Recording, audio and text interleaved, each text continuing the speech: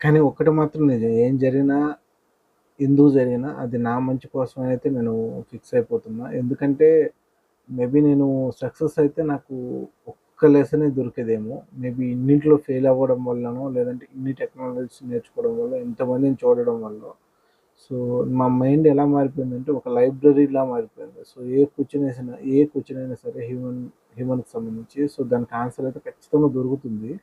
So ఇది నాకు నేనే ట్రై చేసుకున్నా. చాలా వరకైతే ఆన్సర్స్ ఉన్నాయి. సో లైబ్రరీ అయితే చాలా గట్టిగా బలపడింది. సో ఎక్కడ చూసినా మోసాలు. సో మనం ఒకరిని నమ్మి ఆఫీస్ పెట్టడాలు, వాళ్ళు మనల్ని మోసం చేయడాలు, ప్రాజెక్ట్ ఇస్తాననడాలు, ఇవ్వకపోవడాలు.